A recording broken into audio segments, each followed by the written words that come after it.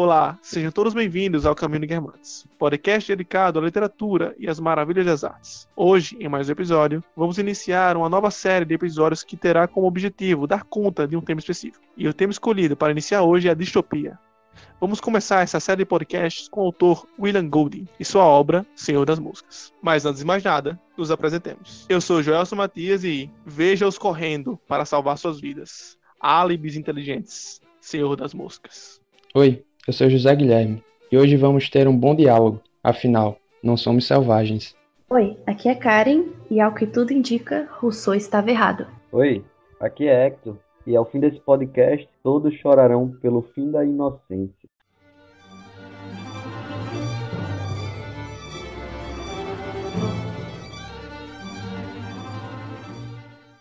Antes de começar esse podcast, gostaríamos de pedir para que vocês sigam nossa página lá no Instagram, que é _Caminho de Guermantes.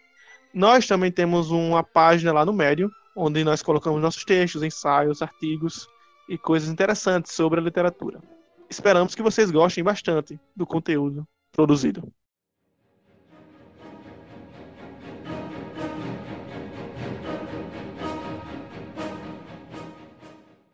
Como de costume, vamos começar o nosso podcast falando sobre o homem por trás da obra, William Golding. William Golding nasceu em 1911 e é um conhecido autor britânico. Ele, durante toda a vida, ele foi um socialista britânico. Ele mesmo dizia que, antes da Segunda Guerra Mundial, ele acreditava piamente na perfectibilidade do homem, que tem muito a ver com aquela ideia de Rousseau, de que o homem nasce bom, a sociedade o corrompe, e aquela ideia otimista, digamos assim, da humanidade, de que estamos sempre melhorando e, com sorte, não seremos corrompidos pela sociedade. Só que ele escreveu alguns livros de poemas, pouca coisa, assim, ele é mais conhecido mesmo pelo Senhor das Moscas. Ele trabalhava como professor em uma escola de ensino médio, até que eclodiu a Segunda Guerra Mundial. Então ele se alistou para a Marinha Britânica, e essa Segunda Guerra Mundial marcou a vida dele para sempre, e foi com certeza uma das motivações para a criação da distopia O Senhor das Moscas. Importante notar que dois aspectos de sua biografia são muito importantes e vão reverberar pela obra de William Golding, que é o fato dele ter ido para a guerra, né? Quando a gente for falar sobre a sinopse e o início da história, vamos ver que existe uma certa ligação entre a guerra e a história passada da distopia, e também o fato dele ter sido um professor especificamente de ensino médio, mas é provável que ele tenha tido experiências com crianças, com jovens no geral, e ele tinha essa noção de como era o desenvolvimento, né? E ele tinha essa noção do comportamento infanto-juvenil.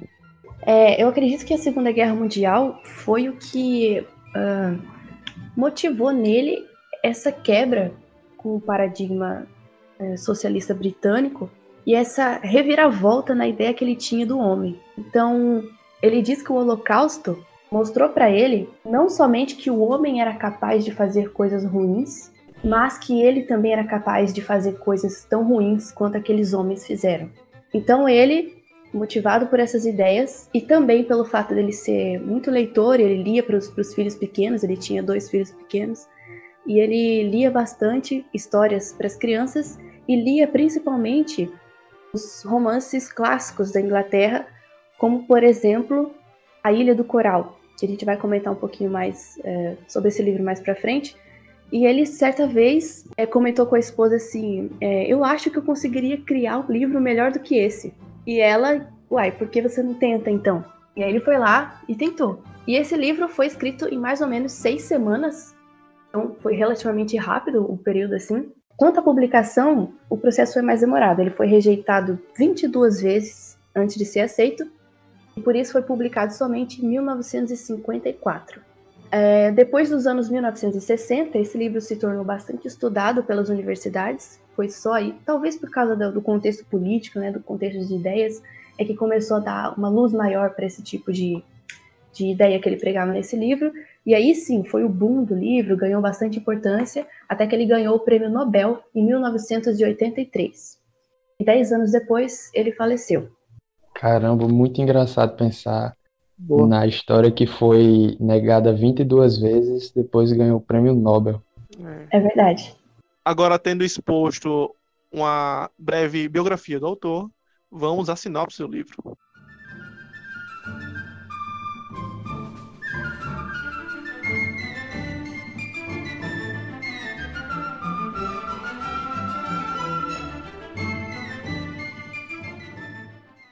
O Senhor das Moscas é um romance, você vai ter aí como enredo principal. É um grupo de crianças que, por conta de um naufrágio, eles se aglomeraram em uma ilha, né? Então, por conta desse acidente, não tem nenhum adulto que esteja lá na ilha, né? E eles realmente precisam resolver suas próprias situações por si só. Então, um grupo de crianças que atualmente, né, na ilha lá, eles não têm nenhum tipo de auxílio de alguma pessoa mais experiente, de alguém que possa puxar a responsabilidade. Eles vão resolver tudo que é relativo à sobrevivência deles mesmos, dentro daquela ilha, pelos, pelas suas práticas, pelas suas experiências. Então, como são crianças, né, digamos assim, inocentes, eles acabam não tendo muita maturidade para lidar com aquela situação, e a partir disso que a gente vai vendo o desenrolar da história. Essa sinopse dada por Hector daria até como um prefácio inicial, já que a escrita do Golding ela é um pouco jogada a princípio. Ele não explica muito, ele não conta muito o que está acontecendo. Você já começa com a descrição de algo acontecendo, né? Ele não é de contar, e sim de descrever cenas. Ele descreve logo a ação do que ficar contando isso, isso e isso. Então, esses acontecimentos sobre a queda desse avião, que foi naufragado, o fato de não ter nenhum adulto para supervisionar, como é que eu bem disse agora na introdução, eles não são contados. Ele não fala assim, um avião caiu e não tem adulto. As crianças estão sozinhas, olha que coisa. Não é assim que ele vai contando a história. Ele vai descrevendo a cena e você vai entendendo pouco a pouco. Isso também dá um caráter muito sintético para a obra, ou seja, não tem muita enrolação, sabe? Ele vai escrevendo e você vai ter que ir pegando. Inclusive, vai ter coisas na frente que a gente vai discutir que são pouco ambíguas ou então pouco abordadas, por assim dizer, que deixa a trama muito interessante, mas ao mesmo tempo deixa ela um pouco superficial. É importante dizer também que O Senhor das Moscas é um livro de alegoria, né? Então o que tem ali é um conjunto de personagens com características próprias, mas que representam fundamentalmente características das pessoas e características que todas as pessoas possuem.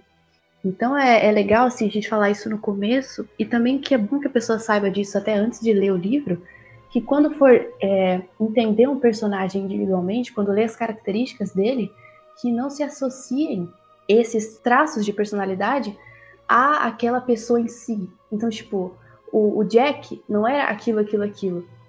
O Ralph também não. Mas ambos fazem parte de nós. Então, as características deles formam um conjunto que todas elas estão presentes em todas as pessoas.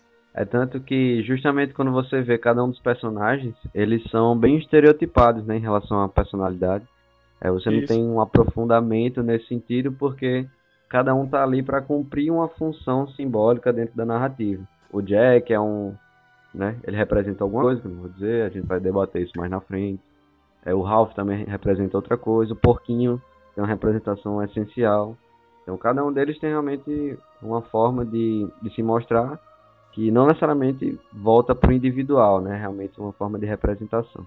Exatamente, e assim, nós podemos dizer que são personagens tipos, né? Com essa descrição que foi feita até agora. Isso se dá também pela extensão da obra, né? A obra tem 200 e poucas páginas. O objetivo do autor não era desenvolver um personagem, era contar aquela história e uma ideia que tem por trás dessa história. Além disso, além de ser objetiva e crua, assim, a narrativa do William Golding, ela é também nada gentil, né? Não é uma coisa muito sutil, assim. Ele escreve com um realismo tal que chega a ser absurdo, bizarro algumas vezes. Então ele não tem dó no que ele está escrevendo. E é interessante porque essa é uma literatura, hoje em dia, bastante apreciada pelo público jovem, adolescente, essa leitura de distopias. E é interessante porque parece que a nossa sociedade educa as crianças e os adolescentes, assim, parece que afasta a gente desse tipo de literatura. Porque se você pensar que antigamente as literaturas comuns para esse público era Moby Dick, era Robinson Crusoe e era o próprio O Senhor das Moscas. Não é uma coisa muito boazinha, entendeu? Não é um conto de fadas. Ele escreve com bastante realismo. E é legal porque Nelson Rodrigues mesmo dizia que não se faz literatura com bons sentimentos, né? Então, se a pessoa lê isso aí e fica esperando algum conto de fadas, ela não vai encontrar. Uma coisa que incomoda a princípio é exatamente essa falta de empatia que o narrador vai ter, né, com os acontecimentos.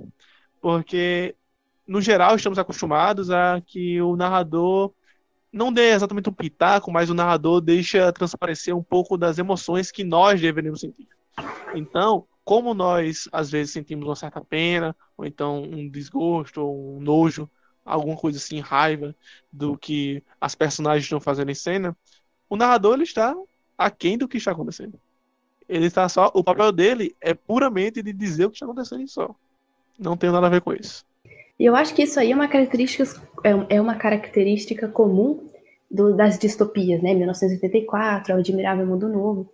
Mas esse aqui tem um tom especial pelo fato de ter sido, teoricamente, assim, especula-se, eu não sei se o próprio William Golding dizia isso, mas isso parece bastante explícito, que ele fez uma paródia àquele romance famoso em inglês, publicado em 1857, chamado The Coral Island, que é a Ilha do Coral. Nessa história, é uma história parecida com aquela do Robinson Crusoe, que você tinha uma ilha, pessoas perdidas e luta contra os selvagens, os animais, aquela predominância do civismo inglês e das crianças que salvaram a pátria, né? Assim, na Ilha do Coral, a história é basicamente as mesmas. São crianças perdidas numa ilha, só que essas crianças conseguem dominar a ilha, dominar os selvagens e meio que criam uma mini Inglaterra lá naquela ilha. Então fica tudo bem. É uma coisa democrática, bem respeitosa. E o que o William Golding faz no Senhor das Moscas é perverter, é pensar esse negócio mais a fundo, desafiar essa narrativa, essas ideias e subverter o conteúdo daquilo. E é engraçado que ele usa até nomes iguais. Então, na Sim. Ilha do Coral, você tem Peter, você tem Ralph, você tem Jack. E ele pega os mesmos nomes, a mesma situação, e inverte, né? E aí a gente volta para aquela coisa que foi falado na biografia do autor, que é o seguinte: ele era um professor. Ele sabia que, na realidade, tendo convívio com os seus alunos, ele sabia que os alunos dele não iam conseguir construir uma Inglaterra, né? Numa ilha. Não ia conseguir dominar a natureza da ilha. Porque a natureza nunca acaba, né? A natureza sempre está aí. Inclusive, esse livro foi escrito em um período onde o estruturalismo estava muito alto nas conversas, né? Nos debates mais sociológicos e filosóficos. Então, a cultura como algo que se sobressaía à natureza estava muito em voga, ultimamente, no tempo que foi escrito esse livro. E ele vem aí e fala assim, não, a natureza não sai. Tem a cultura, mas também temos a natureza. E é aí que vai desenrolar a história. E justamente isso que a gente já comentou é uma quebra de paradigmas do que a gente espera da história a princípio. Porque quando a gente diz logo do início que a história inicial se trata de crianças perdidas em uma ilha, nós tendemos a associar justamente uma ideia dessa, de que vai dar tudo certo, que elas vão conseguir fazer tudo, porque na cultura, na literatura, estava muito bem essa ideia na sociedade. Só que quando o autor coloca algo totalmente distinto, isso é marcante na história dele. E é o que diferencia de todas as outras que a gente poderia achar parecida à premissa inicial. Então temos um lugar, né? Que é a ilha. Temos alguns personagens que vamos dar os nomes ainda. E também temos um tempo que se passa a história. Essa história se passa mais ou menos no tempo que foi escrita, né? Ali pelos anos 50, talvez. Não se sabe ao certo. Pois não é exatamente o nosso mundo, como o Karen falou, não é exatamente tudo igual. Mas a gente sabe, que pelo que é falado no livro, que eles estão em um período assim de guerra, de tensões. Talvez, é provável, que exista certa inspiração na tensão da Guerra Fria. Talvez tenha também até uma certa alegoria com a bipolaridade do mundo, capitalismo, comunismo. Inclusive, o coletivismo é também um assunto desse livro, né?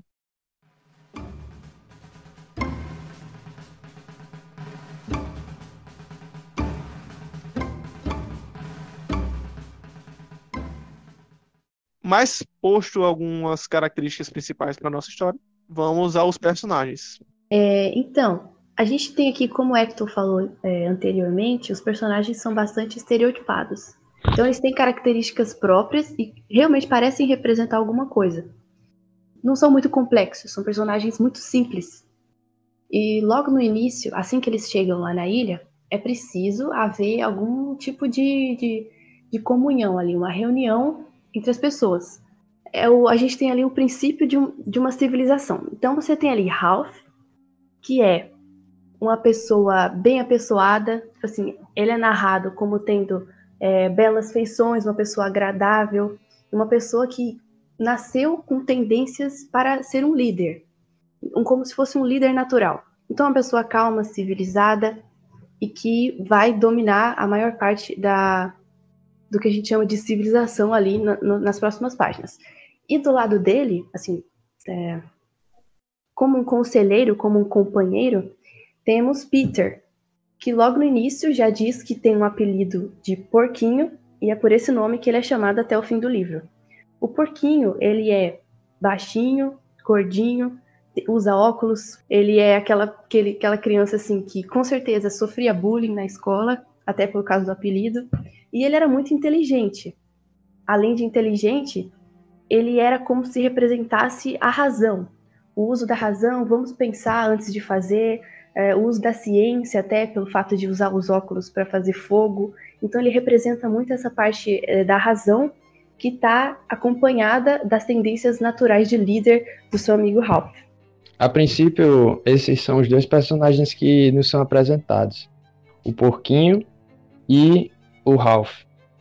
O Porquinho é justamente aquela caricatura do gordinho ingênuo, que é bem isso que o livro quer passar e vai nos mostrando. E o Ralph, como o Karim bem disse, é um líder, alguém que toma mais à frente das situações, mas que também tem até muita ironia em cima do Porquinho, que ele fica brincando, fazendo brincadeiras que eu não gosto a princípio. Os dois, eles acham, logo de início, uma concha, que é muito importante para o desenrolar da história. Achando a concha, eles têm a ideia de assoprar. E essa concha produz um barulho muito grande, que é como se fosse um chamamento a todas as pessoas que estariam na ilha. Depois que Ralph consegue assoprar a concha, aparecem todas as outras crianças da história, que chegam e vão meio que conversar, vão ter uma reunião. E aí que os outros personagens vão se desenrolando. O primeiro a aparecer, eu acho que o mais importante é Jack. Ele vem junto consigo um grupo de outras crianças, quase que dá para a gente identificar como algo militar, eles muito rígidos, muito organizados. E ao chegar lá, eles começam a dialogar como vai ser essa organização deles na ilha, quais as medidas eles vão tomar para sobreviver. Aí assim que eles escutam o chamado da concha, esse grupo entra, liderado por Jack, e esse grupo era um coro. Era um coro de uma escola cristã, e é até engraçado, porque os uniformes deles eram todos bem certinhos, assim, então eles chegam na ilha já representando uma ordem, alguma coisa assim, super organizada, que é uma coisa que a gente vê que vai se acabando ao longo da história. E entre os participantes desse coro estava Simon, que é um personagem bastante importante. O Simon, ele era diferente, ele tinha uma doença que era a epilepsia, e ele parece assim deslocado do grupo. Ele é a criança que vai explorar a ilha sozinho. É muito importante também porque ele que vai ter ele vai ser o sujeito do acontecimento principal da história. E é interessante apontar que na tradição antiga, pré-racionais, digamos assim, pré-científicas, a epilepsia era vista como uma doença santa. Era como se fosse uma bênção de Deus, alguma coisa assim, como se essas pessoas elas fossem agraciadas com a verdade, com a revelação que era negada ao resto das pessoas. E junto com eles vem outras crianças, né? São crianças pequenas que eles nem sequer se dão o trabalho de perguntar o nome deles. Eles são só pra compor elenco, por assim dizer, na história, e como personagens narrativos e também como personagem de ação, né? Que vai formar o grupo, que vai ser uma unidade muito forte em dado momento da história. É só um detalhe aí, que quando a gente vê que na verdade é um coro, né? Que vê um grupo, então já vão ficando mais pinceladas algumas coisas que precedem a história. Por exemplo, que possivelmente eles estavam fugindo de um possível ataque nuclear, né? E como eles eram de famílias abastadas também, né? É o que dá a entender, eles puderam fugir, né? Puderam fugir um grupo da igreja, fugiram um menino que ele até é filho de um militar da marinha, né? O Ralph, ele é filho de militar da marinha. O garoto, o porquinho, ele é muito inteligente, então isso significa talvez uma boa educação. Enfim, isso aí a gente já vai construindo pouco a pouco as tensões que deveriam estar acontecendo antes da história começar. Isso também pode ser um pouco conversado lá na frente e discutido, que é bem interessante ver como a história se desfecha e como há uma conexão entre o que acontece naquele microcosmo e o que acontece no mundo fora daquela ilha.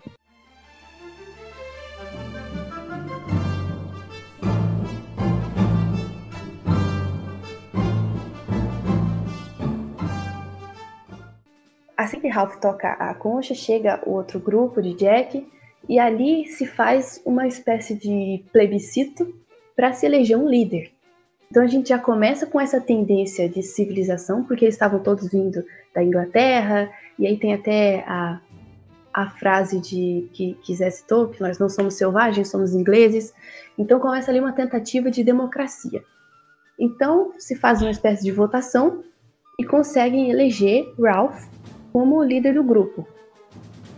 E justamente por causa daquelas características aqui já citadas. É porque ele é bem apessoado, ele tem cara de líder, e é legal, a gente gostou dele, então ele vai ser o líder, ok. O Jack, ele não gostou muito da ideia. Então o Ralph coloca o Jack para ser o líder do coro, que é o coro que ele já vinha guiando antes, né? Então, basicamente começa a ser assim. Tem o Jack como líder, digamos assim, tem o Ralph como líder, o Porquinho como conselheiro do líder e o Jack como uma espécie de vice-líder ali de uma pequena parte daquele grupo. A prioridade de Ralph e do Porquinho era ser resgatado. Então eles orientam a criação de uma fogueira lá no topo da montanha, que era a prioridade deles. Se passar um navio, se passar um avião, alguma coisa assim, eles vão ver nosso sinal e vão vir até nosso resgate. Então isso era muito importante para ele. Então ele instituiu horários, assim, grupos, para que se revezassem a guarda da fogueira, para que essa fogueira ficasse sempre acesa e também representava, eu acredito, a esperança, né? É assim, uma forma de acreditar que eles seriam resgatados em algum momento e que eles tinham que cuidar muito bem dessa esperança. Nessa parte da votação, a gente ainda pode salientar o papel da concha, né? Como esse símbolo do poder.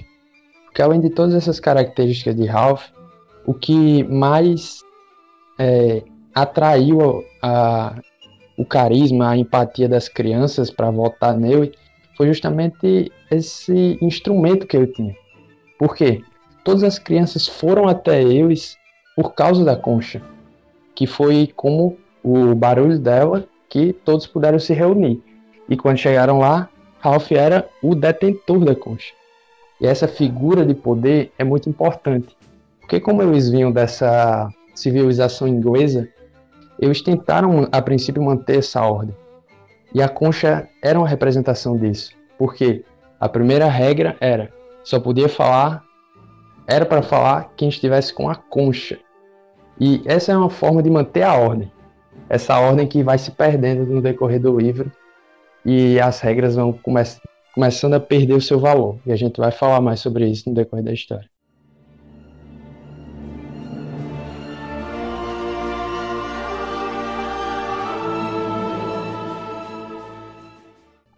Ainda sobre a concha, é importante a gente explicar uma coisa rapidinho sobre essa coisa do símbolo e do significado, né? Durante a história vamos ter alguns símbolos, alguns, por assim dizer, totens, que vão nos ajudar a entender a história e vai ajudar a compor o poder e a possível socialização entre os membros que moram na ilha ali.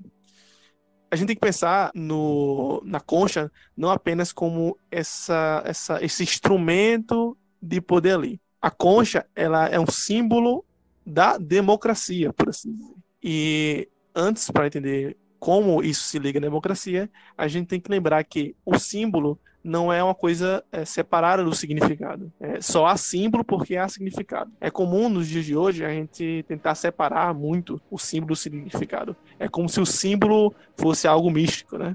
Até vai ser algo místico durante a história, mas a princípio esse signo da concha tem um significado que seria a democracia, seria a união, e não apenas uma ferramenta, mas sim esse resgate da civilização da qual eles vieram.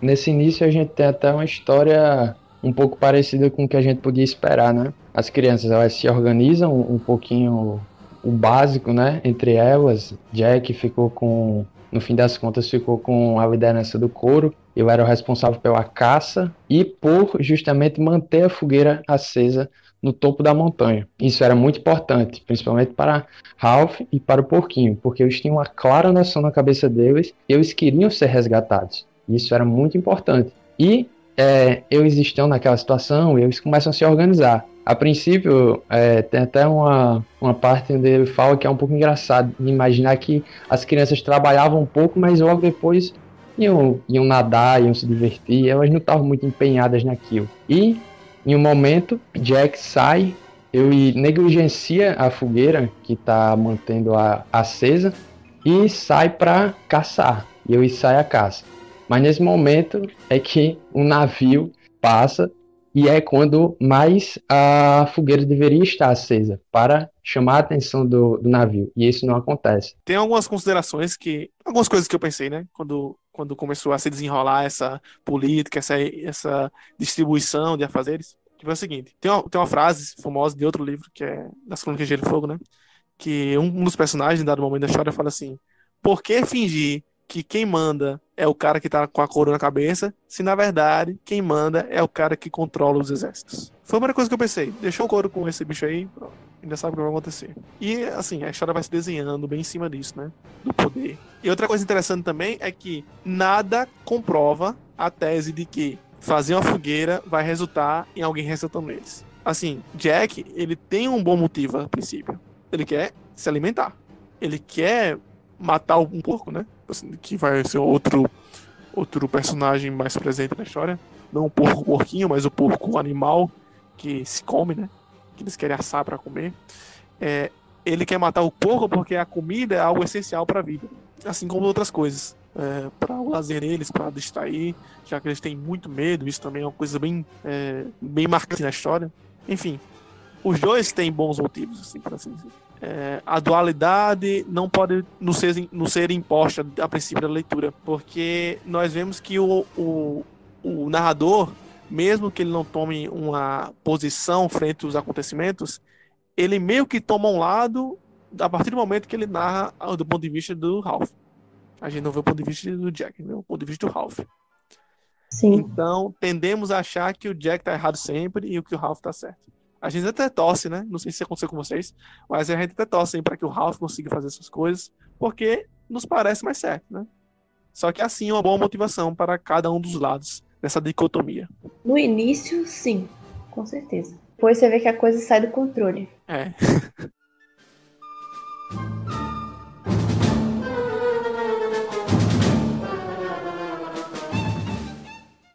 Eu acho que é legal a gente sinalizar a entrada do medo na história.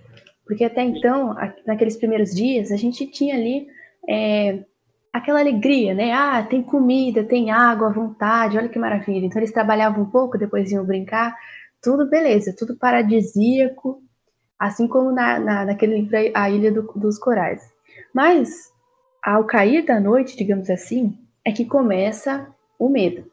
Eles escutam sons estranhos, aí aparece pela primeira vez os rumores daquela besta que vivia na floresta, algum fantasma. Eles não tinham um nome específico ainda para aquilo, mas era uma entidade, ou era um fantasma, ou era um monstro, uma serpente, alguma coisa assim, e que personificava, digamos assim, o medo. E aí é nessa hora que o Jack propõe a ideia de caçar esse monstro. E aí começa essa separação, eu acredito, dos dois grupos, né? O Ralph, que, não, isso é irracional, não tem pra que caçar essa fera, não existe fera nenhuma, vamos cuidar da fogueira. E do outro lado, o Jack, com essa sede, né, de caçar e do sangue, enfim, algum tipo de proteção, alguma coisa assim. Então, essa divisão entre os dois Pensando. grupos é bem clara desde o começo. Sim, sim. E agora, assim, só pensando aqui alto sobre essa possível alegoria das sociedades e das lutas entre a bipolaridade que estava acontecendo no mundo na época em que foi escrito, é legal ver como tanto o Jack como o Ralph, que eram líderes, né? O Ralph é o líder oficial, por assim dizer.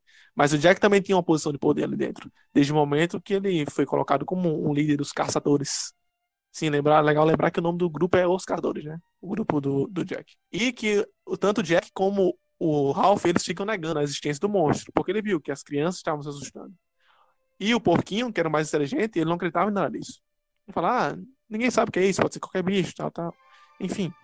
Só que o Jack, ele viu uma oportunidade de, não sei se a princípio proposital, mas de se utilizar do medo dos outros para conquistar algo. É como se usasse esse fantasma, esse fantoche, né? Esse espantalho do medo para se elevar politicamente, entre aspas, dentro daquele grupo. É tanto que durante todo o livro você tem um embate, né, entre essas duas lideranças, digamos assim. A gente tem a liderança mais democrática do Ralph, uma liderança um pouco mais autoritária do Jack. E ao longo de todo o livro, essas formas de pensar e essas representações vão entrando em conflitos, né? Então, qual que é a prioridade de um, como ela se relaciona, como que ela é o oposto da prioridade do outro, entendeu? Então, tudo isso, por exemplo, vai criando esses conflitos ao longo do enredo todo, né? Bom, e aí, com essa ideia do monstro que está escondido, essa ideia de caçá-lo, aparece uma personagem importante que é o Roger. O Roger, ele é narrado no início da história uma criança meio estranha, assim, tipo assim, ela é uma personagem ambígua, meio duvidosa, que no início era bastante tímida, assim, não tinha uma participação muito efetiva, mas ele decide entrar para a caça nesse momento, quando ouve falar e está se formando ali o grupo de caçadores, enfim. Ele entra nesse grupo junto com o Jack. E é o Roger que vai atacar a porca. É essa parte que eles conseguem encontrar a porca, é a primeira porca que eles conseguem matar para se alimentar. Ela é uma cena assim, muito bizarra, muito forte, aliás. Porque até então eles não tinham conseguido, tava uma coisa assim mais ou menos leve, digamos assim, estavam vivendo ali.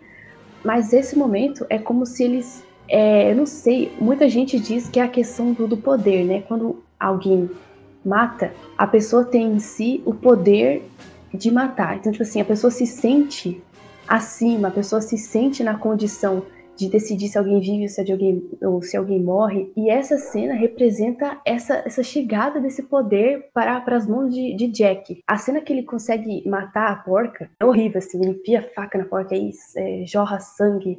E aí ele é como se nesse momento tivesse acontecido essa perversão da ideia de matar, não apenas para necessidade. Acho que nesse momento deixa de ser equivalente às motivações dos dois ali, do Ralph e do Jack, porque ele não estava matando ali só para comer. O jeito como o William Golding narra essa cena é para mostrar que o que tinha ali era uma sede pelo sangue, uma sede pelo mal próprio, não apenas para necessidade, mas pelo próprio prazer de matar. E aí surge um questionamento sobre o símbolo democrático da concha, né? Porque é o seguinte, se eu consigo matar, por que eu vou deixar que alguém que esteja com a concha fale só porque está com a concha na mão? Apesar dele não ser uma pessoa muito carismática, não ter essa mesma simpatia que o Ralph consegue, ele agora tem um poder da morte. Ele tem um poder de coagir as pessoas.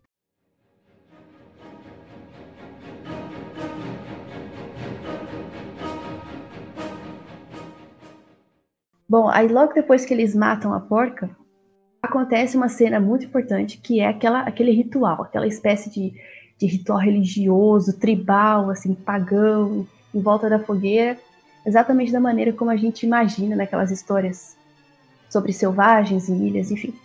Eles dividem a carne da porca para todo mundo, então todo mundo come, por enquanto nada de injustiças, nada assim. E aí eles começam a cantar e dançar em volta da fogueira. É importante porque parece que aparece aí o elemento grupo. É nesse momento que acontece essa consumação ali da ideia de grupo atrelada à ideia daquela imersão do ego, daquela paixão por matar que tinha acontecido com a porca. E aí parece que é a combinação perfeita para uma espécie de desenvolvimento exponencial, assim, daquela capacidade humana de ser mal pelo simples fato de ser mal. A imersão do ego, a paixão do grupo, parecem ser os meios ideais para a eclosão desse mal próprio do ser humano. Uma das coisas que chama a atenção nessa cena é a questão de que eles mataram um porco, né? E eles estão comemorando esse assassinato do porco, essa vitória. E esse poder agora novo, esse poder de matar e da força. O interessante nisso também é que esse jogo do sentido aí, né? De que eles estão matando um porco. E existe um personagem principal da história que se chama Porquinho. Então, tanto no sentido dentro da história como para nós leitores, nós entendemos que o porquinho ele é uma presa do grupo, né? E isso vai se desenvolvendo mais e mais durante a história e também vai ter uma forte importância simbólica lá na frente. Mas é engraçado como o porquinho fica com medo. O porquinho personagem. O personagem de porquinho fica com medo daquela situação toda. Ele mesmo já teme aquilo.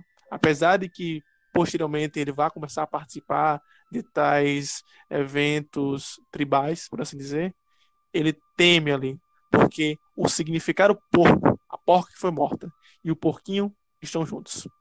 Uma coisa que a gente quase esqueceu de mencionar, é que o porquinho, né, ele é o cara mais inteligente, como já foi posto aqui. Ele é o cara que inventa as coisas, é ele que ajuda a levantar as cabanas, é ele que cria lá o sistema de captação de água, lá mais ou menos, ele que pensa. E é ele que usa o óculos dele, né, para acender a fogueira. Então, sem o fogo que o porquinho traz, né, o óculos que ele usa para direcionar a luz do sol para os gravetos e o fogo surgir e criar a fogueira, não teria como assar a porca para eles comerem.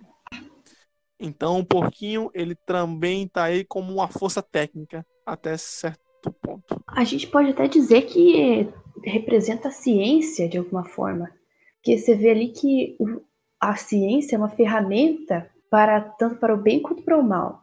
Que você vê que o fogo ele serve para alimentar, serve para chamar a atenção do navio, do avião que vai passar para o resgate, mas também pega fogo na ilha, né? Não uma, mas 2 vezes. E o final da história é todo incendiado, né? Então parece que é essa dualidade aí da ciência mesmo, que pode ser usada à maneira de quem estiver à frente dela.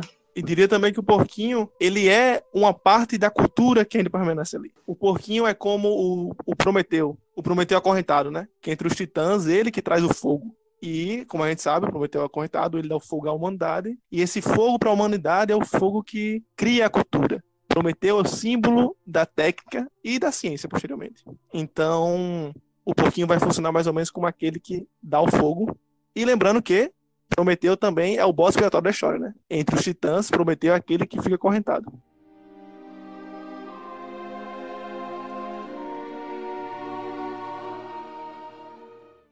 Então, depois dessa vitória, foi estabelecido que o Jack tem certo poder. Os atritos, a partir de então, ficaram mais acirrados, já que eles não estavam realmente fazendo o que foi deliberado em uma assembleia, né? Em que foi criado entre eles, em volta do culto da concha. E o Jack tinha um poder e ele começou a se separar cada vez mais. Porque o Jack ele tinha um poder também da alimentação, né? Ele que tinha alimentação, ele que matava. E tinha o poder da força, que eram os exércitos, por assim dizer. Que era o couro dele que virou os caçadores. Então, em pouco tempo, o Jack percebeu que ele poderia criar um novo grupo. E ele fez isso. Criou um novo grupo, levou boa parte dos garotos, né? Deixando o outro grupo bem mais vulnerável, que ficou apenas com... O outro grupo ficou apenas Ralph, Porquinho, Simon e os gêmeos, que são os meninos bem pequenininhos. O resto do coro, dos guerreiros, dos caçadores no caso, e dos meninos menores, que querendo ou não ainda eram a força, foram junto com o Jack, Porque Jack prometia coisas legais, caçar, correr, brincar e poder e sangue. E aquele ritual, aquela festa, aquela veneração em volta da carne assada. E o Jack, como a gente já falou aqui, ele tinha nas mãos a força e o medo. Porque eles acreditavam que existia essa fera e o Jack usava o pretexto da fera para impor o medo, né, e conseguir conquistar as crianças. E aí, por causa da existência dessa fera, eles resolveram fazer sacrifícios para essa fera, porque a ideia era caçá-la. Então eles subiam a montanha e colocavam lá, espetado, a cabeça do porco como sacrifício para a fera, para que a fera se aproximasse e eles conseguissem caçar a fera. E foi essa cabeça que o Simon encontrou quando estava explorando a floresta. Ele adentrou lá pela mata, ele teve um ataque epiléptico, ele viu um corpo morto, que a gente vê que era de um piloto, e viu também a cabeça desse porco. E é nesse momento que é o acontecimento mais importante do livro e que dá nome ao livro, que é o Senhor das Moscas. Essa cabeça da porca fala com o Simon. O Simon escuta a voz e a porca fala algo como: eu sou a fera. A fera que vocês estão procurando sou eu. Então a fera estava personificada ali naquela cabeça. E ela diz: eu sou parte de você intimamente. Então ele morre de medo. E é nesse momento que a gente descobre quem na verdade é essa fera. Esse monstro que eles temiam era na verdade um mal, o terror que existia dentro de cada um deles. Então quando a porca fala que eu sou parte de você, é porque essa fera que vocês estão caçando é esse mal que vocês estão consumindo todos os dias, digamos assim.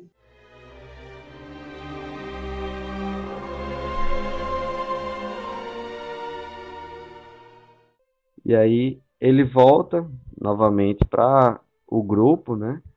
E no momento que ele está voltando, ele tem um ataque, né? Então, como já tinha sido comentado, o Simon ele tem epilepsia, né? Ele tem alguns problemas.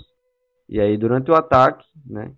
Ele acaba sendo confundido pelo personagem do grupo que estava simulando o porco, né? Que as pessoas estavam espetando e tal, estavam fazendo todo aquele ritual com eles. E esse ritual acaba ficando mais intenso, vai ficando mais intenso, até chegar ao ponto que ele de fato, né, vai ser atacado pelos colegas e ele vai ser morto. Então, o que começou como ritual de comemoração pela vitória de matar um porco, por exemplo, vai se estendendo, né, até o ponto que aquilo vira um ato de violência, né? E aí, além de ter um porco realmente como o alvo dessa violência, você vai ter agora um dos colegas do grupo e que ele vai ser vítima de todo esse processo. Então, a partir disso, né, o Simon ele morre e no outro dia é que o Ralph, por exemplo, que inclusive participou, ele era o líder, mas ele era o líder mais democrático do grupo, mas ele também participou, né, e ele começa a ficar pensando nessas questões também.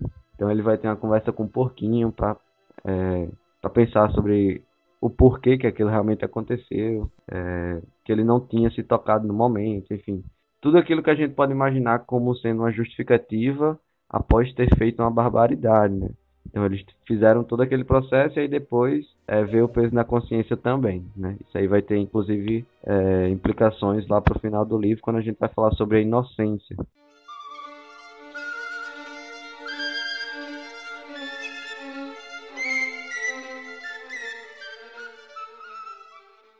Antes da gente entrar nas consequências da primeira morte, a primeira morte humana, por assim dizer, né? Que obviamente vai gerar consequências no grupo e consequências psicológicas, por assim dizer, nos personagens. É legal a gente falar um pouquinho sobre esse culto de Jack aí, né? A suposta fera em colocar a cabeça, né, da porca. É um ritual quase totêmico, né?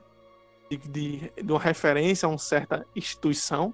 É como se eles pagassem um tributo para que aquilo continuasse a funcionar, quase como o início de um Leviatã, né, de Hobbes, que permitiria que as coisas acontecessem, que a sociedade continuasse, mesmo que fosse uma sociedade meio absolutista nas mãos do Jack. Outra coisa também que fica engraçado, entre aspas, é que o Simon, ele é meio maluquinho, né?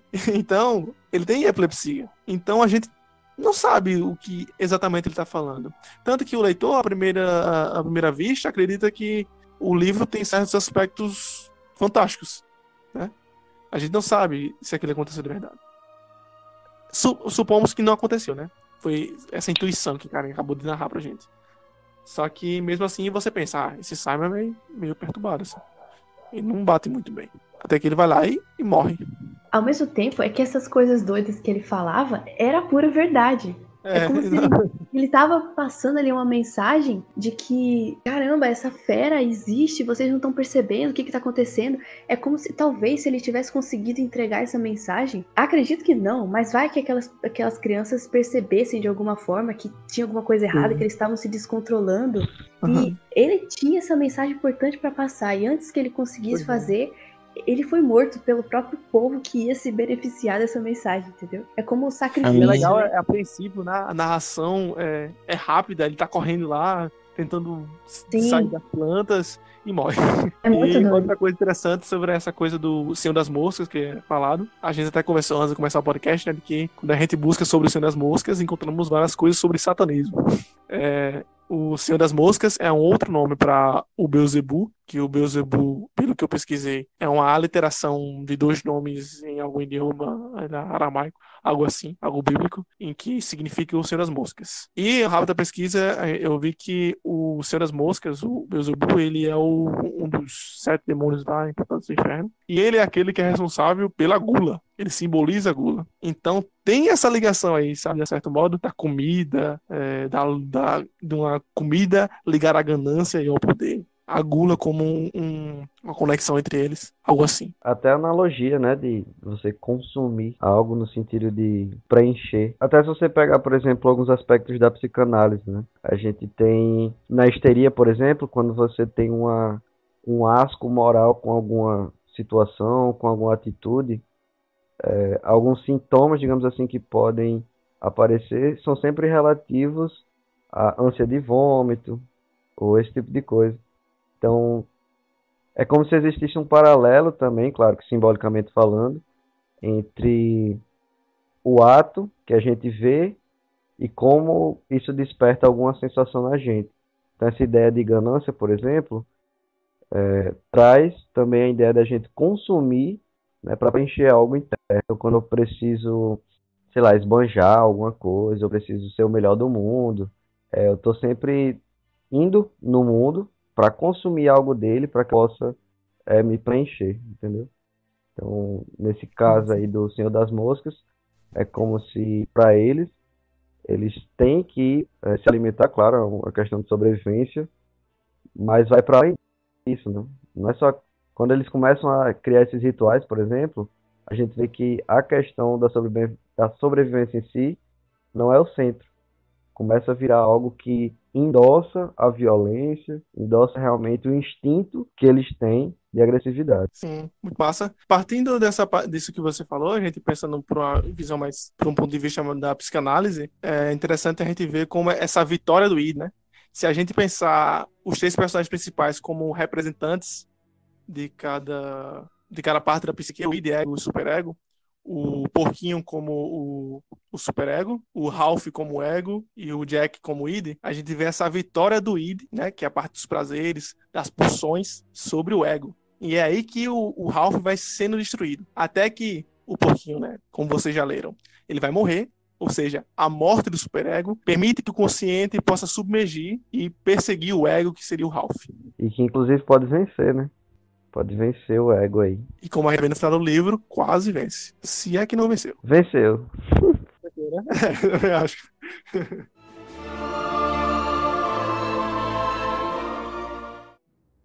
E o Simon? Tá mandando doente, pô. Ele é Simon é o único que... Simon é o mais lúcido de todos. E o mais doido Ele também.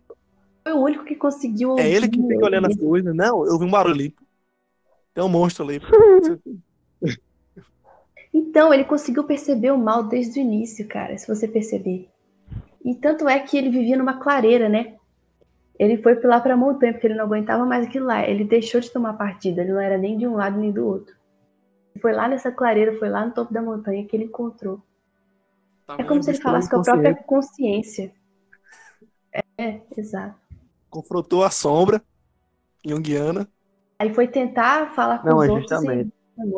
Justamente, foi algo que eu tentei falar aí na minha fala, e eu acho que eu não expliquei bem também. quando eu falei sobre essa conversa que ele teve com a cabeça do porco, também relatar um pouco sobre o que eles estavam tendo naquele ritual, era justamente sobre isso. Tipo, ele já tinha entendido uma parte sobre como que eles estavam usando essa ideia da caça para colocar realmente seus instintos no ato, né, na realidade. E como que ele já tinha percebido isso, ele estava querendo fazer alguma coisa diferente. Inclusive na questão da construção das casas, ele estava presente, né? Mas aí quando eles começam a fazer parte desse ritual, por exemplo, ele já não estava tão unido do grupo. Então, essa conversa com a cabeça de porco é como você falou mesmo.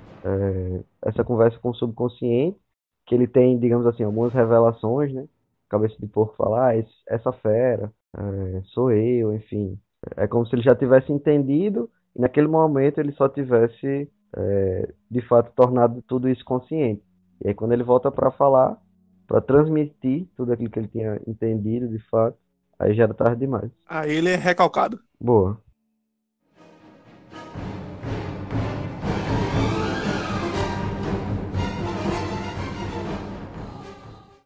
Eu acho que vale a gente dizer que depois desses acontecimentos vai se esclarecendo, vai ficando ainda mais claro a divisão entre os grupos, né? Enquanto o pessoal liderado por Jack vai ficando cada vez mais tribal, mais primitivo, se a gente pode dizer, os outros vão se afastando disso, porque eles estão achando aquelas histórias de besta, tudo aquilo muito mítico, e isso é muito importante para o desenrolar da história. Até que vem um momento muito importante, né? Em que acontece um ataque deles ao grupo de Ralph e de Porquinho, principalmente. Não? Acho que já dá pra gente falar quando eles roubam o óculos do Porquinho, né? Lembrando que Que aí anteriormente teve uma coisa bem Fala aí. sutil, né? A gente passou por cima agora, mas vamos relembrar. Que foi o fato de... Teve alguma brincadeira, algum tipo de bullying feita com o porquinho, em que ele perde uma lente. Então, o porquinho só tem agora uma lente para acender as fogueiras e para acender o fogo. Então, é um recurso extremamente escasso. E a visão tribal do Jack vai chegar a qual conclusão? Vamos roubar. Vamos lá e vamos tomar aquilo que é deles para nós. Porque nós temos o poder e nós podemos fazer isso. Tendo em vista que somos mais fortes. Eles vão lá e concretizam o ato de roubar o óculos. E nessa parte a gente vê bem uma transição, né? Dos símbolos de poder, porque eles deixaram de enxergar a concha como esse elemento da democracia, esse elemento de fala, tudo isso. Por quê? Agora o que vai simbolizar essa dominação é justamente a lente que eles roubam do personagem. Por quê? Agora eles têm a capacidade e eles têm como produzir o fogo, que é tão importante, como a gente já tinha dito, para fazer a comida, para acender a fogueira. E essa dominação que o grupo dos tribais de Jack, liderados por Jack, tem sobre Ralph e Porquinho, é muito importante para a história e representa justamente isso, esse desenrolar na mentalidade deles. É nessa hora, né, que o porquinho morre. Já que ele vai nos deixar nessa história, eu queria falar algumas coisas que a gente acabou não falando ainda sobre ele, porque é o seguinte: dentro da história, podemos visualizar o porquinho desde o início como um bode expiatório. Desde o início, ele é aquele cara que tá ali no meio entre o Jack e o Ralph. Os dois, o Ralph menos, mas os dois, assim, tratam o porquinho mal. E esse é o elo entre os dois, né? Entre o Ralph e o Jack. É o porquinho. Eles não gostam juntos do porquinho, assim. Eles não gostam do porquinho. Ficam tratando ele mal. Ele sempre é aquela pessoa que, mesmo sendo mais inteligente e tendo boas ideias, é o que é desconsiderado pelos dois. Então, eles concordaram, né? Jack e o Ralph em não dar créditos ao porquinho. E esse foi o elo principal entre eles, que se perde depois de um tempo. Essa questão do bode expiatório, ele é muito presente nas tragédias. E vai ser descrito por Aristóteles em sua Poética. As tragédias gregas, elas sempre tinham esse símbolo do bode expiatório, ou seja, daquele que vai se sacrificar no final. O nome tragédia vem de tragos, que significa bode, que faz referência aos rituais feitos pelos adoradores de Dionísio, que eles faziam à margem das cidades, das grandes cidades, né? Que, por assim dizer, as cidades eram as civilizadas, as culturas, e aqueles que adoravam Dionísio faziam uma coisa bem distante da cidade, pois não havia essa junção entre a cidade e o povo mais distante. E esse ritual, ao redor do Dionísio, eles pegavam o bode, o tragos, comiam o bode cru, né? E depois faziam uma grande orgia. Após um tempo, os cidadãos da civilização começaram a juntar-se com esses povos das cidades mais longes, esses povos que ficavam nas áreas mais distantes. Então, ficou quase um símbolo, né, entre eles, essa coisa do bode. Porque quando a gente vê o bode expiatório na maioria das histórias, desde a Bíblia, desde Sócrates, Jesus é um bode expiatório, como arquétipo. Eu sei que Zé Guilherme não gosta de falar Jesus como arquétipo, mas é um grau de entendimento. Ele sempre é aquele que une e é aquele que tem que se sacrificar para que as coisas dêem continuidade. O William Golding vai fazer meio que isso aí, só que não vai ter uma resolução final. O porquinho é o bode expiatório, o porquinho morre, mas ele não consegue conciliar o mundo, ele não consegue transformar o mundo num lugar melhor com sua morte. É engraçado ver como o William Golding coloca intencionalmente o porquinho como esse personagem de sacrifício, pois ele aplica exatamente aquilo que Aristóteles fala na Poética, como eu tinha dito anteriormente.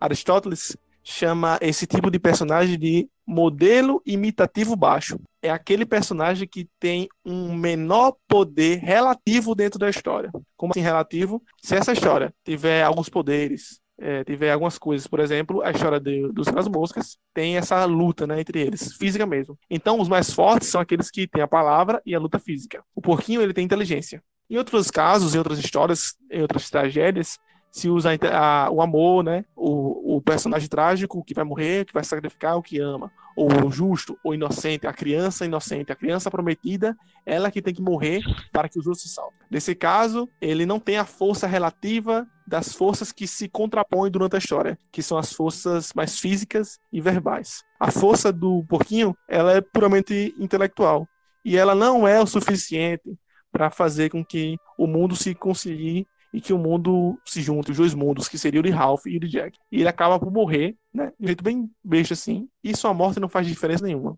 Mas aí uma quebra de paradigma do herói clássico, ou das tragédias clássicas que o William Golding vai fazer, e do jeito que fica muito legal. Não foi uma desconstrução por desconstrução, mas sim uma desconstrução para chegar ao ponto que ele queria chegar, que é esse pessimismo sobre a natureza humana.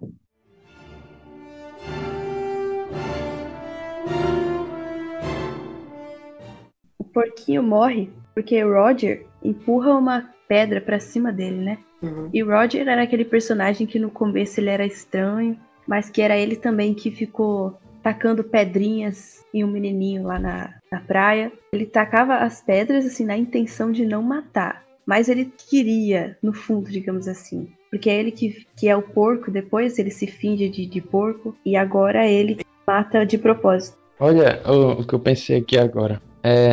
Nessa cena em que ele fica jogando as coisas no menininho com a intenção de não acertar, justamente o narrador faz uma descrição de que eu não fazia aquilo porque eu era bom, nada disso. Era que, de algum modo, eu já tinha sido punido na vida anterior dele por fazer alguma coisa semelhante. Então, mesmo sem os adultos por perto, mesmo sem uma autoridade por perto, eu não feria aquele outro garoto, porque eu tinha na sua mente aquela punição que eu tinha sofrido. Só que aí, no decorrer da história, ele só não joga uma pedra para ferir alguém, mas ele mata um garoto, atirando uma pedra gigantesca nele, e mostra justamente não dá para dizer evolução, mas essa mudança que as crianças vão tendo. É como se elas fossem se animalizando, ficando cada vez mais selvagens em relação a isso. Ele perdeu aquela noção que eu tinha no início de evitar ferir o colega, mesmo que eu não sentisse nada. Eles foram se perdendo a civilidade, a civilização que eles carregavam dentro de si. E esse caminho eu só vim perceber agora. É muito interessante a gente ver isso. Quando eu li essa parte, realmente, como o Zé Guilherme falou, ela é muito boa, porque ela é bem escrita, assim, sabe?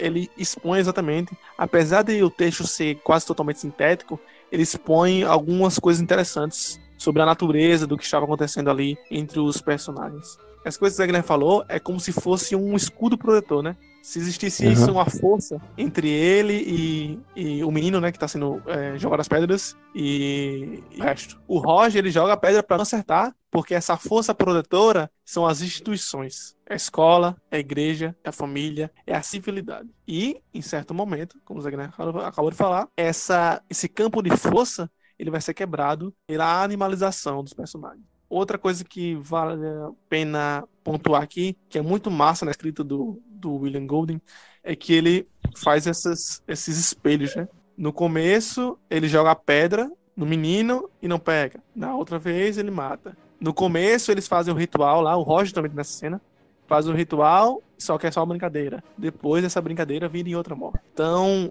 não há só uma decadência dos personagens, mas essa decadência é anunciada pelo próprio autor. Então, é massa ver assim, né, como teve essa intenção de demonstrar essa decadência bem desenhada e bem explícita.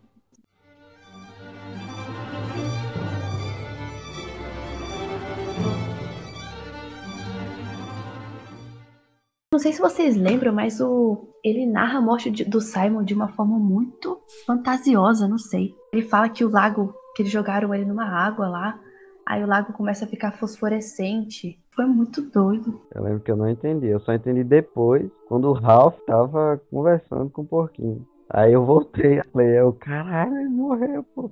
A beira da laguna se transformou numa faixa fosforescente que avançava muito aos poucos, como o influxo da imensa onda de maré. A água transparente espelhava o céu limpo e os ângulos luminosos das constelações. A linha de fosforescência avançava por sobre os grãos de areia e as pedrinhas soltas rodeava cada uma delas com uma ondulação tensa e bruscamente as engolfava com uma sílaba inaudível antes de seguir em frente. Caramba! O único momento da história inteira que ele realmente descreve, tá ligado? É, sim, que não é uma coisa bem poética, né? Muito. Exato. Tá vendo? O Simon é muito importante, tá vendo? Ele foi pro céu. Olha só essa narração. Fosforescência, estrelas, a constelação. Importante dessa história. Como se tivesse a alma, né? Aham. Saindo da água, indo para as estrelas. Muito bonito.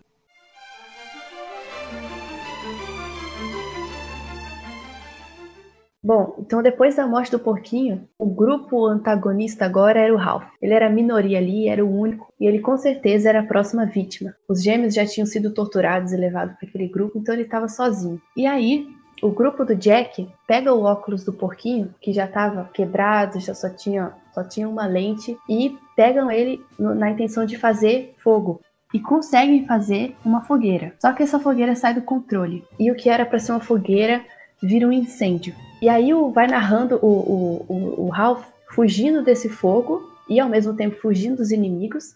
E é como se fosse cercando assim, de modo que ele chega na praia e quando ele tá prestes a ser morto, a gente só tem a visão assim dele levantando a cabeça e vendo os pés do uniforme de um homem. É como se fosse o Deus Ex Machina. Esse homem chega do nada, a gente não tem nenhuma explicação de onde ele vem, mas a gente de cara entende que é o salvador da pátria, né? Que é o resgate deles. A chegada do adulto representa essa salvação e é muito interessante essa cena, porque assim que Ralph vê o homem e entende que ele está prestes a ser salvo, ele começa a chorar. Ele cai de joelhos e começa a chorar, a soluçar. E não somente ele, mas todos os outros meninos, que nessa hora já tinham chegado, prestes a matar o Ralph, quando vê o homem tem a mesma reação, caem de joelhos, começam a chorar, como se fossem crianças perdidas e precisando de um resgate. Caramba, é muito massa essa parte mesmo. Desde a parte que, voltando àquela coisa da psicanálise, né? Que a gente tava falando, dessa coisa do id tomando conta de tudo agora mesmo. Se a gente pensar novamente o Ralph como o ego. Então a gente pode até ver todo esse fogo, essa perseguição, como essa concretização da dominação dos impulsos desse suposto id, né? Se a gente falar aqui simbolicamente, sobre o Ralph, que é alguém que está tentando voltar, né? E ele encontra no marinheiro o seu salvador, ou seja, no outro, a sua salvação. E é ali que ele tem o seu momento de abreação, por assim dizer, onde ele põe tudo pra fora, ele começa a chorar e encontra um ombro. Outra coisa legal que acontece nessa cena é que o marinheiro olha pra eles e tipo assim, que bagunça vocês fizeram, hein? Mas, né, que estranho, vocês são crianças inglesas, que vergonha pra vocês fazer esse tipo de coisa, sendo que vocês são bem cuidados, de alta cultura, por assim dizer. Mas nesse ponto é que a gente vê também uma incoerência e uma ironia do autor. Por quê? Porque naquele contexto, tudo que deu a entender, a Inglaterra estava vivendo um momento de guerra. E aquele marinheiro, eu também era um guerrilheiro. E se a gente pensar, A guerra, no sentido dos adultos ali, seria exatamente aquilo que as crianças estavam vivendo. É aquela baixeza, aquela volta à brutalidade, resolver as coisas pela força. E aquele homem que sente aquilo pelas crianças, ele mesmo está vivendo na vida dele, como numa guerra que estava participando. E isso o autor coloca bem como forma de ironia, eu sinto. Bem, bem sutil, mas pesado. Aí fica a questão, né? Se os adultos salvaram as crianças, quem é que vai salvar os adultos? Exatamente. Esse é o ponto. E também que as crianças não têm onde cair. Tipo assim, se há um embate entre a civilização e a natureza, elas não podem confiar em nenhuma das duas. Porque se a gente pensa assim, então a cidade está em chamas, a cidade está com problemas, vamos para a natureza, a gente encontra. Na literatura o tempo todo foi assim. Você tinha ali como uma antítese do realismo, você tinha ali o romantismo, o retorno à natureza, isso no arcadismo também. Então, existe sempre essa dualidade. Só que nesse momento aqui, a natureza era má, completamente má, assassinato, tudo horrível. E o adulto, que era para vir como uma salvação, é claro que é uma redenção, é claro que eles vão voltar para casa, ou não, né? Vai saber se eles estão no meio de uma guerra, mas enfim. Não podem confiar naquela civilização também. Então é como se eles fossem para a natureza e transformaram a natureza num mini reflexo daquela vida que os pais, que os adultos, que deveriam ser os pontos de referência, estavam fazendo a mesma coisa na cidade. A gente não pode também desvincular a obra do autor, né? Porque justamente por ele ter essa visão muito pessimista da condição dos homens, isso reflete na sua obra. E é justamente isso que eu quero passar. Por exemplo, na minha opinião pessoal, eu acredito muito válida essa crítica que é feita a Rousseau, dessa romantização da natureza, dessa romantização da criança, ou se não do bom selvagem, desse mito. Mas também me parece um pouco exagerada, às vezes, essa concepção de Hobbes, que coloca o homem como sendo o lobo do próprio homem. Então, eu acredito, ainda como Aristóteles, que a virtude está no meio, na justa medida das coisas. Então, nem tanto ao mar, nem tanto à terra. Mas é uma ótima crítica, essa obra é muito interessante para a gente rever alguns conceitos que norteiam a nossa educação, principalmente. Essa ideia da criança como o bom selvagem de Rousseau. E por fim, tendo em vista essa questão da biografia do autor, podemos ver também essa crítica ao coletivismo que foi visto pelo autor durante a Segunda Guerra Mundial, né? Coisas como o fascismo, o nazismo e o comunismo são igualmente coletivistas e estão aí impregnadas em toda essa narrativa. Tendo em vista, um exemplo bem básico é de que o indivíduo porquinho, suas ideias, não são levadas a sério, pois o coletivo é o que prevalece. O coletivo, por mais que não pense, é ele que vence, é ele que ganha e é ele que mata. Eu vi uma crítica interessante a essa ideia aí de todas as crianças ali são más. Se o mal tá tão impregnado assim na natureza, o que é ou quem é o Ralph? Assim, se a gente analisar o que ele tá representando ali, se ele é o que ficou por último, que ele tava fugindo daquele mal. Mas ele é o mais velho que tem lá. Assim, ele tá mais institucionalizado que os outros. Mas aí a gente parte do pressuposto que a sociedade, então, é que vai consertar essas crianças más. Seria isso? Pois é. Ao mesmo tempo que tem uma crítica aí nessa coisa do coletivismo ali, só que aparentemente a mensagem final é que deve ter algum coletivo para que haja uma socialização, uma civilização, uma cultura, para que o mal seja banido. Isso vai contra o justo naturalismo aí, que Zé Guilherme gosta. Mas o grupo do Jack não era um coletivo, não? Era um coletivo, só que não era um coletivo institucionalizado porque é primitivo, né? É meio estranho, porque aí a gente vai pra Inglaterra e vê os adultos fazendo guerra atômica. Mas aí, não que vá pro podcast, mas aí no podcast passado a gente falou sobre Ingmar Bergman e como as instituições geram um certo desespero, né? Ceder às instituições, seja política, seja de organizacional, seja a igreja.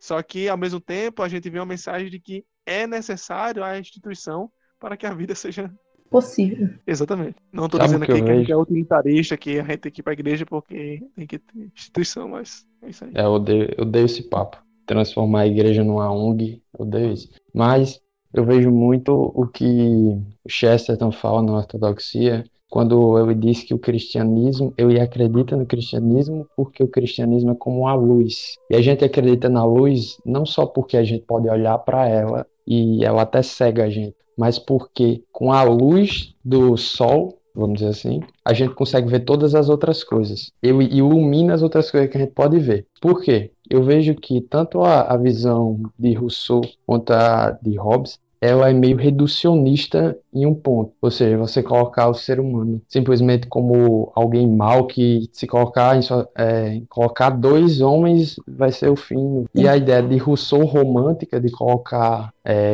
o selvagem, o homem primitivo da natureza como a solução que teve que abdicar, blá blá blá blá, blá democracia, também me parece errado, as duas visões. Mas o que eu acho é justamente a questão do pecado original. Por quê? O porquinho, o Ralph, ou é o porquinho, não me lembro. Quando eles vão buscar o óculos, eles ainda têm um relance. Eles dizem assim: olha, eles têm que te devolver o óculos. Não é porque eles são mais fortes, não é porque nada disso, não. É porque os óculos são seus, é porque é errado o que eles fizeram. É aí que entra, Gelson, a questão do justnaturalismo. Porque eles ainda tinham isso dentro de si. Aí você pode dizer, mas isso é construção social. Tá, tá, tá, tá. Aí eu discordo completamente, mas é algo que ainda está no ser das coisas, se a gente fosse ver assim, tá entendendo? Mas isso aí. Mas pensando assim, o direito à vida também deveria estar pressuposto a um estado de natureza. Só que mesmo assim eles violam. Sim, mas é justamente isso, man. Você dizer que existe, ou vamos dizer, não é garantia de que vai acontecer, tá entendendo? Mas para dizer que existe tem que ter uma cultura. Então você vai cair na construção social. Não. Sim. Não, porque não foi a cultura que inventou isso. Não foi. Ali na ilha Exatamente. existia, porque a gente tem a visão clara que aquilo que Jack estava fazendo era mal. O próprio Simon é uma representação disso, daquela consciência que ele tinha ali, que dizia que aquilo ali era mal. É como se Mas essa tribalização deles, eles fossem se desumanizando. Com tudo aquilo, eles foram se desumanizando, porque eles perderam essa noção. Para eles, os valores morais já tinham passado muito tempo. Eles já roubavam, eles já cometiam crimes sem colocar isso em jogo, em questão, tá entendendo? Quem é o cara que lembra que o óculos é dele, uma propriedade privada, assim, né? E que o Jack não pode fazer isso? Ralph, que é o mais institucionalizado. Querendo ou não, essa noção, ela vem desse pouco de cultura que ele ainda tem dentro de si. Não teria como ele ter essa suposta visão desse direito natural se ele não estivesse em cultura. Porque os animais, eles não têm essa visão do direito natural. Apesar de lixarem na natureza. Eu entendo que a visão do direito natural é uma coisa que está implícita à existência, certo? Só que para que seja percebido essa existência implícita, tem que haver alguma socialização e tem que haver alguma construção social. Tem que haver um outro para que juntos eles percebam, a gente não pode fazer isso não. Porque se tivesse só o grupo do Jack, ninguém ia falar isso. Porque o grupo do Jack são mais novos, eles não estão institucionalizados. É porque a ideia de construção social é como se a cultura estivesse inventando essa moda aí de que matar é errado. Só que o que acontece é que essa cultura, ela repassa, ela traduz essa ideia que é absoluta e é anterior e superior à cultura, entendeu? Por isso que o C.S. Lewis fala lá que várias culturas falam da mesma coisa, só que mesmo assim precisa de uma cultura falando, até porque a criança não nasce sabendo. Mas aí entra na questão do livro. Qual é a natureza humana? De outra vez que a gente tinha conversado, você se lembra? Isso faz tempo, eu acho. Mas que eu falei que o direito natural, se a gente for observar, não é algo que o ser humano inventa, é algo que ele descobre, tá entendendo? Então, você pode até dizer, depende de um nível de racionalização, alguma coisa assim. Olha, o homem tem que parar para pensar, só que se a gente observar, como o C.S. Lewis fala, né, na Abolição do Homem, isso se revela em inúmeras sociedades. Não é simplesmente uma construção que foi feita, tá entendendo? Entendi. Só que é o seguinte, esse personagem, ele não passou por várias eras para que isso seja construído como um direito natural. Ele já veio institucionalizado para ter essa conclusão de que aquilo era errado. Não foi uma conclusão que ele chegou ali, não. Eles já tinham esses pressupostos. É esse meu ponto. Talvez, se eles passassem 500 anos lá, talvez alguém falasse, ei, a gente tem que parar com isso. Só que Ele não, ele veio com esse pressuposto imposto pela nossa sociedade que já vivia. Por mais que eu acredito nisso também, que as coisas têm suas essências. Só que ali a gente não tem como ter certeza disso. Até porque o problema que o cara trouxe é esse. Qual é a relação aí? Se o inferno são os outros, se o grupo é ruim, por que encontrar o marinheiro é bom? Porque o outro é bom se o outro é ruim também? Qual o ponto aí, sabe? E é a maior pergunta do livro, eu acredito que seja essa. Qual é a natureza humana? Porque, em suma, a ideia do livro é ambígua. Porque não acredita nem em Hobbes e nem em Rousseau. Porque o homem nasce mal, aí a solução seria: a sociedade vai civilizar e deixar ele um homem bom. Só que aí a civilização aí tá toda corrompida também, tá fazendo uma guerra atômica. Então é como se não tivesse salvação. A coisa é pessimista mesmo. Tem, só você é o marinheiro. Sim, o marinheiro que é um guerrilheiro também. Tava matando os outros com bomba. Glória a Deus. Não tem pra onde fugir, pô, mas... É muito doido. A conclusão é que a natureza humana é a guerra e a morte, e ali é só um microcosmo mesmo do que na verdade acontece. Inclusive, se a gente parar para pensar, o que é feito na política do microcosmo do Senhor das Moscas acontece em nossa política também. Porque as pessoas deliberam as coisas e do nada todo mundo tá fazendo nada. Ninguém tá fazendo nada, todo mundo tá tomando banho, tá esquecendo as coisas. É isso. Fica o questionamento. Então fica essa questão aí pros ouvintes debaterem. Mandar um e-mail, mandar uma mensagem lá no inbox do nosso Instagram e dizer o que acha. No próximo podcast a gente volta.